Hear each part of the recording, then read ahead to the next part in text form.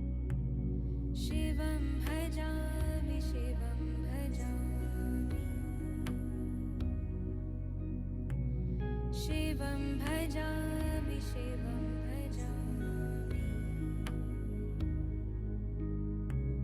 शिवं भजामि शिवं भजामि शिवं भजामि शिवं भजामि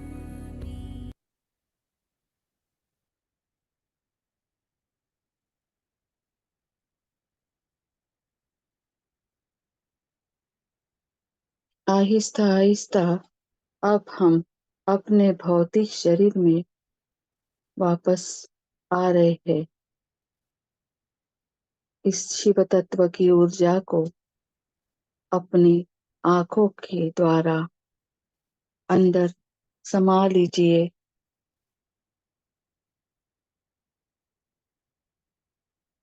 इस ध्यान के लिए जिन जिन आत्माओं ने, गुरुओं ने, देवी देवताओं ने, मास्टर्स ने हमें मदद की है, उन सभी के धन्यवाद करते हुए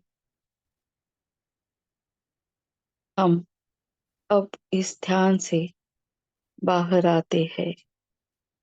जिन्हें ध्यान कंटिन्यू करना है वह कर सकते हैं। 5 4 3 2 1 0। आहिस्ता आहिस्ता प्रकाश की ओर हम हमारी आंखें खोलेंगे।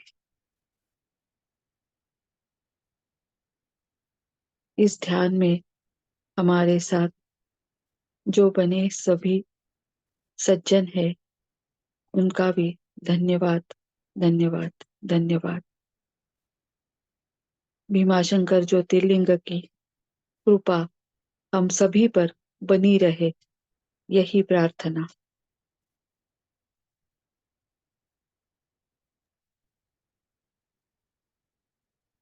Thank you, thank you, thank you Sujata ma'am. Thank you. Thank you सभी मास्टर्स, आप डेली जुड़ते हैं, ध्यान करते हैं, बहुत बहुत धन्यवाद। आप में से कोई भी अपना अनुभव शेयर करना चाहते हैं तो हैंड रेस कीजिएगा। थोड़ा बहुत, यस मास्टर, आप सभी थोड़ा थोड़ा पानी भी पी लीजिए।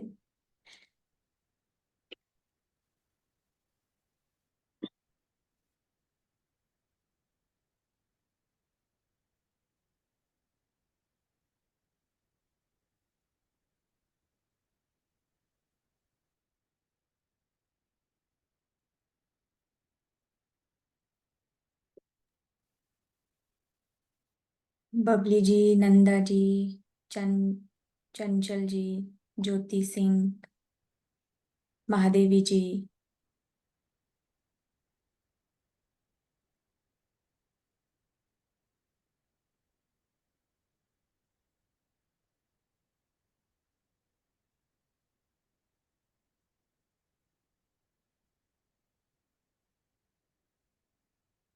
चलिए मैम, अभी किसी का अनुभव नहीं है तो हम सेशन ठीक को है। एंड करते हैं। यस। ठीक है जी। जी आत्मवंदन मैम। मैम आत्मा बंधन। आज आपने आपने बहुत अच्छा ध्यान करवाया और आपको शत शत नमन। कल भी करने वाला था लेकिन आज और शत शत नमन करता हूँ मैं। बहुत अच्छा ध्यान करवाते हो और सभी मनुष्य की जो भी हमारे यहाँ मास्टर्स एकत्रित हुए, सभी की मानस पूजा शिव भगवान द्वारा स्वीकृत हुई है। ये यस। आपने आज बहुत अच्छा बोला। सबकी पूजा स्वीकृत हो और सबका अच्छा हो, बस यही आशा करता हूँ। यस। धन्यवाद। Thank you. धन्यवाद। Thank you, thank you Kamal ji.